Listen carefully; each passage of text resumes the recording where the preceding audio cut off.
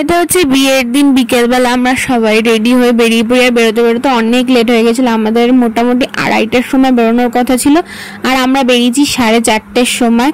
তো প্রচুর তাড়াহুড়োর মধ্যে আমরা বেরিয়ে গেছিলাম। আর বেশিরভাগ সবাই ট্রেনে গেছে, কারণ ওরা গাড়িতে বমি করে, শুধু আমরা 10 জন মতোই গাড়িতে গেছিলাম। তো আমরা এখানে পৌঁছে গেছি আর এই রুমটাতেই বিয়ে হবে, আর ওখানে মানে ফটোশ্যুট চলছিল। আমরা ভাবলাম একটু তারক্ষণ মন্দিরে ঘুরে আসি, কারণ মন্দির একটু পরে বন্ধ হয়ে যাবে। তো আমরা ঠাকুর দেখে একটু বাইরে দাঁড়িয়েছিলাম। এটা হচ্ছে কালীঘাট মন্দিরের বাইরেটা, ভেতরে তো ভিডিও অ্যালাউ নয়। তারপরে ওদিকে বিয়ে শুরু হয়ে যায়, একে একে বিয়ের যত রিচুয়াল সব হচ্ছিল, শুভ দৃষ্টি, মালা বদল। এখানে তো ছোট মানিকে কোলে তুলে নিয়েছিল মালা বদলের সময়, বাট স্টিল মেশো হাত পেয়ে যাচ্ছিল, কারণ মেশো অনেকটাই লম্বা। তারপর বিয়ের আরো যা যা রিচুয়ালস আছে সব একেবারে হয়ে যায়।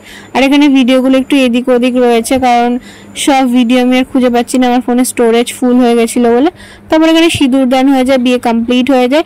আর তারপর মন্দির যেহেতু বন্ধ হয়ে গেছিল, তার জন্য বাইরে থেকে ওরা নমস্কার করে নেয়। তারপর আমরা যাচ্ছিলাম মেশোর বাড়িতে, কারণ মানে বিয়ে করে একবারে মেশোর বাড়িতেই যাবে, ও আর আমাদের বাড়িতে আসেনি, কারণ মেশোর বাড়িটা কাছেই, তো একবারে মেশোর বাড়িতেই চলে গেছিল ওরা।